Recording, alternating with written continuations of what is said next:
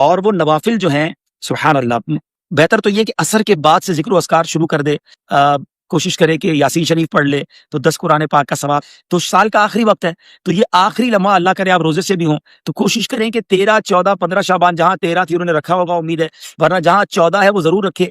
اور 14 15 شعبان کو روزہ رکھنے کا فائدہ یہ ہے کہ نامہ اعمال کا آخری دن بھی روزے سے ہو جائے گا، پہلا دن بھی روزے سے ہو جائے گا. اب نامہ اعمال کے جو آخری لمحات ہیں وہ کون سے ہیں؟ وہ عصر سے مغرب سے پہلے والے ہیں، تو اس میں تلاوت کر لیں، سورہ یاسین پڑھ لیں، استغفار پڑھ لیں، درود پاک کثرت سے پڑھ لیں، وہ وقت عبادت میں گزارے تو آخری لمحات بھی عبادت میں ہو جائیں گے.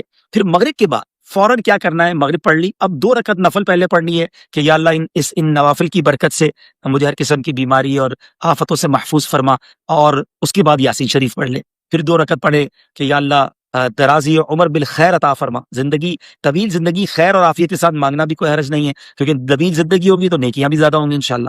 پھر یاسین شریف پڑھے، پھر آخری 2 رکعت نفل، یا اللہ اپنے در کے سوا کسی کا محتاج نہ کیجیے، اللہ کرے ساری زندگی دینے والے بنے، مانگنے کی کبھی نوبت ہی نہ آئے. یہ نوافل اس نیت سے پڑھیں اور پھر یاسین شریف پڑھیں. اچھا، ایک عجیب سا فینومنا ہے، ایک عجیب سی مسکنسیپشن پھیلائی جا رہی ہے کہ جناب یہ کدھر لکھا ہے اور یہ کیا ضرورت ہے کرنے کی؟ مجھے بتائیں بھائی، ہم کرتے کیا ہیں اس میں؟ اللہ کی عبادت کرتے ہیں، نفل پڑھتے ہیں، کیا نفل کسی بھی وقت پڑھنا منع ہے؟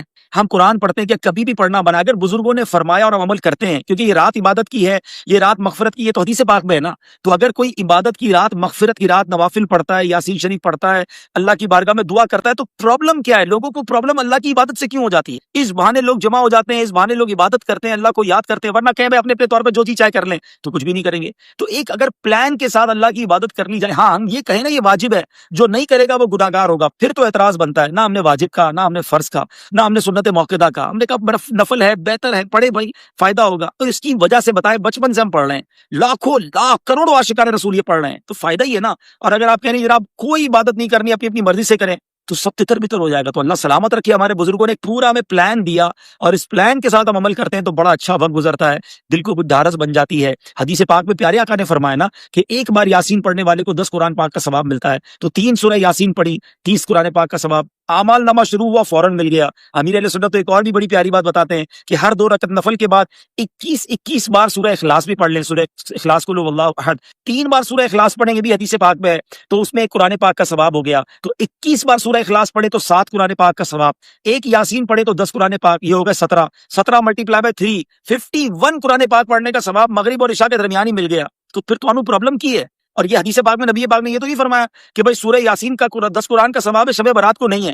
تین بار سورہ اخلاص پڑھنے پر پورے قرآن کا ثواب ہے، مگر شب برات کو نہیں ہے، ایسا تو نہیں ہے. تو پھر کیوں لوگوں کو کنفیوز کرتے ہیں بھائی؟ پڑھنے دیں، لوگ عبادت کر رہے ہیں. تو بہرحال آ جائیں واپس اپنے پوائنٹ کی طرف کہ عبادت کریں، دل کھول کر کریں. اس کے بعد آپ کیا کریں؟ رات کو ویسے تو قبرستان جانا بھی سنت، لیکن اس رات کو میرا ایک اور مشورہ یہ ہے کہ صلاۃ التسبیح بھی ادا کریں. بڑی کمال کی نوافل ہیں یہ، اور بڑی طویل نوافل ہیں، اس کو پڑھنے کا مزہ بھی کچھ اور آتا ہے. تو اب ظاہر مسجدوں میں شاید نہیں ہو سکے گی، تو اپنے گھروں میں صلاۃ التسبیح ادا کریں. آلموسٹ لیٹ نائٹ تک مدنی چینل پر نشریات رہیں گی، اور اعلان ہوا ہے کہ امیر اہل سنت اس جگہ سے دعا کریں گے شب برات تقریباً 12 بجے کے آس پاس، کہ جہاں نالین اقدس موجود ہے نبی پاک کے جو تبرکات ہیں امیر اہل سنت کے پاس، وہاں سے امیر اہل سنت انشاءاللہ دعا کریں گے. تو آپ نے ضرور شب برات کی رات مدنی چینل کے ساتھ گزارنی ہے، تو انشاءاللہ بہت کچھ آپ جان لیں گے اور سیکھ لیں گے. چلے جناب، کچھ باتیں ہو گئی، کچھ نوافل ہو گئے، عبادات کا بتا دیا. 14 رمضان بھی روزہ، 14 شعبان بھی روزہ رکھیں، 15 شعبان بھی ضرور روزہ رکھیں. اچھا، ممکن ہو جن کے لیے، اب یہ بھی کوئی فرض واجب نہیں ہے بھائی، بزرگوں کا قول ہے اور ہم تو عمل کرتے ہیں بزرگوں کے قول پر، نقصان کوئی نہیں ہے نا، کہ جو بیری کے 7 پتے گرم پانی میں ڈال کے اس کو ابال لے اور اس پانی کو پھر اس سے غسل کر لے، بے شک اس کو پھر بالٹی میں ڈال لیں، تو سارا سال جادو وغیرہ سے محفوظ رہے گا. تو کوئی حرج نہیں ہے، بزرگوں کا قول ہے اور ہر سال کرنے والے کرتے ہیں. ہم نے دوبارہ فرض نہیں کہا، اس کو واجب نہیں کہا، تو آپ کا اعتراض بنتا نہیں ہے، ٹھیک ہے. اسی طرح یہ بھی روایتوں میں ملتا ہے کہ اس رات جو وہ تو 10 محرم کے لیے کہ شب زمزم 10 محرم کو زمزم شریف جو ہے وہ تمام پانیوں میں شامل ہوتا ہے. شب برات کے لیے یہ بیری کے پتوں والی بات آ گئی، ٹھیک ہے جناب. تو بہرحال عبادت کریں اور دل کھول کر کریں. اللہ کی عبادت میں کسی سے سرٹیفکیٹ نہیں لینا، ہم نے عبادت کریں اور جو کر سکتے ہیں کریں، مانگیں. آسمان دنیا سے یہ اعلان ہوتا ہے کوئی مانگنے والا کہ ہم اس کی مغفرت کر دیں؟ ہے کوئی توبہ کا طلبگار کہ اس کی توبہ قبول کی جائے؟ ارے ہم گناہ گاروں کو تو توبہ چاہیے، مغفرت چاہیے، اللہ کی طرف سے رحمت چاہیے. تو اس رات خوب مانگنا ہے، بہت مانگے، بلکہ آج بھی مانگے، کل بھی مانگے. آج ماشاءاللہ دنیا کے کئی ملکوں میں شب برات ہے، عرب ممالک میں شب برات ہے، تو انشاءاللہ مکہ مدینے میں شب برات ہے. تو انشاءاللہ آج رات 11:30 بجے ہمارے سلسلے کے بعد حاجی شاہد صاحب دامت برکات بلا لیا لائیو مدنی چینل پر بیان کریں گے specially for the viewers of Madani channel, جہاں شب برات ہوگی. پھر 12:30 بجے آج رات بھی امیر علیہ سنت دعا کریں گے. تو آج رات سے سلسلہ شروع ہے عبادت کا. میں ہوں اور قرآن ہے، تسبیح ہے، عبادت ہے، نوافل ہیں، روزے ہیں. لگ جاؤ بھائی، اور کوئی کام نہیں کرنا. توبہ کرے.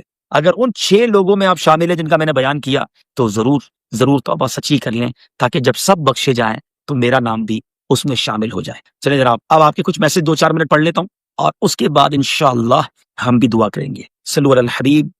جناب 14 شعبان کی رات یعنی 8 اپریل. ارشد اویسی صاحب دیکھیں، ہمارے یہاں پاکستان میں 14 شعبان کل ہے، یعنی بدھ اور جمعرات کی درمیانی رات. عرب ممالک میں آج بڑی رات ہے. ٹھیک ہے. ہاں، یہ غسل جو ہے عامر شداد بھائی مغرب کے بعد سے لے کر فجر تک کبھی بھی آپ بیری کے پتوں کے ساتھ غسل کر سکتے ہیں.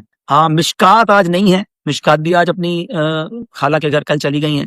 مشل بھی نہیں ہے. آج ہم اکیلے ہیں اور بہت زیادہ دونوں کو مس کر رہے ہیں.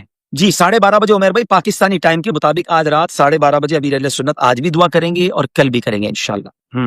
مشکات لگتا ہے ہمارا لازم سیگمنٹ ہو گئی ہے. ماشاءاللہ میسیجز آ رہے ہیں ان کے لیے. میں ٹرائی کرتا ہوں کہ دیکھوں مجھے وہ نعتیں جو زبان میں نعتیں ہیں وہ مل جائیں تو میں انشاءاللہ آپ کی دل جوئی کے لیے اس میں سے کچھ پڑھ دوں گا. درود پاک پڑھیں. صلو علی الحبیب. مل گئی جناب. چلیں. اسیم مصطفیٰ جے وطن جا دیوانہ، سکوں تھا نبی جے سہن جا دیوانہ. اسیم مصطفیٰ جے وطن جا دیوانہ، سکوں تھا نبی جے سہن جا دیوانہ. نبی جے حرم میں عجب جی چمک آ، نبی جے حرم میں عجب جی چمک آ. انہیں روشنی آئی چمن جا دیوانہ، انہیں روشنی آئی چمن جا دیوانہ. اسیم مصطفیٰ جے وطن جا دیوانہ، سکوں تھا نبی جے سہن جا دیوانہ. صلو علی الحبیب صلی اللہ تعالی علیہ وسلم. چلے بھائی، سندھی نعت کی بہت ساری فرمائشیں آپ کرتے تھے، آج میں نے پڑھ دی ہے. اور اچھا 7 پتے ایک بندے کے لیے ہے. میسج آیا تھا کہ 7، جی ہاں 7 پر اسلامی بھائی کے لیے. ٹھیک ہے، ایک اسلامی بھائی کے 7 پتے. جتنے گھر کے افراد ہیں اتنے پتے ہیں، لیکن یہ پتے بھی کسی سے پوچھ کے توڑ رہے ہیں. پتہ چلا کسی کے گھر میں بیری کا درخت لگا اور پتے توڑ کے آ رہے ہیں، تو اجازت لے کے ایک اچھے کام کے لیے حقوق العباد تلف نہ کر لینا بھائی. آج رات بڑی جو ہے نا کروشل بھی ہے، کروشل ان سینس سینسٹیو ہے کہ آج رات فیصلے ہوں گے. اللہ تبارک و تعالی فرشتوں کو جو کام ہے وہ سونپے جاتے ہیں کہ اگلے سال کون کون دنیا سے جائیں گے، کون کون پیدا ہوں گے، کون کون حج کرے گا. آج تو مانگنا ہے نا کہ یا اللہ اس سال حج بھی لکھ دے، اس سال ہمیں سلامتی والی زندگی دینا، رزق میں اضافہ عطا کر دے.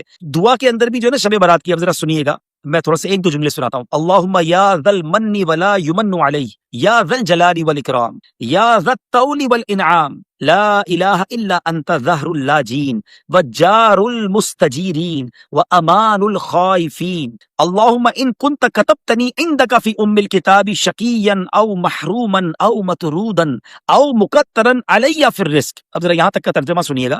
اے اللہ، اے احسان کرنے والے کہ جس پر احسان نہیں کیا جاتا، اے بڑی شان و شوکت والے، اے فضل و انعام والے، تیرے سوا کوئی معبود نہیں. تو پریشان حالوں کا مددگار، پناہ مانگنے والوں کو پناہ اور خوفزدہ کو امان دینے والا ہے. ہم سب کو امان چاہیے نا، ڈرے ہوئے نا، اللہ سے مانگو نا، اے خوفزدہ کو امان دینے والے. پھر فرمایا اب یہ جو ام الکتاب کی بات ہے نا، کتنی گہری بات ہے کہ اے اللہ اگر تو نے اپنے یہاں ام الکتاب یعنی لوح محفوظ میں مجھے شقی یعنی بدبخت، محروم، دھتکارا ہوا اور رزق میں تنگی دیا ہوا لکھ چکا ہے، اللہ اگر تو نے لکھ دیا ہے تو اب آگے کیا فرمایا، آگے کیا عرض ہے، ذرا سنیے گا. میں دوبارہ یہاں سے پڑھوں گا تاکہ آپ کو اب ترجمے کے ساتھ جب آپ سنیں گے نا تو ایمان تازہ ہوگا. کیا ہم نے دعا کی، اللہم ان کنت کتبتنی فی عندک فی ام الکتاب، لوح محفوظ میں اگر تو نے مجھے لکھ دیا ہے شقیا او محروما او مطرودا او مقترا علی فی الرزق، رزق کٹا ہوا لکھ دیا ہے، فمحو، اے اللہ مٹا دے. اللہم بفضلک شقاوتی و حرمانی و طردی و اقتطار رزقی واثبتنی عندک فی ام الکتاب سعیدا مرزوقا موفقا للخیرات. اے اللہ تو مالک ہے نا، تو خالق ہے، اس کو مٹا دے.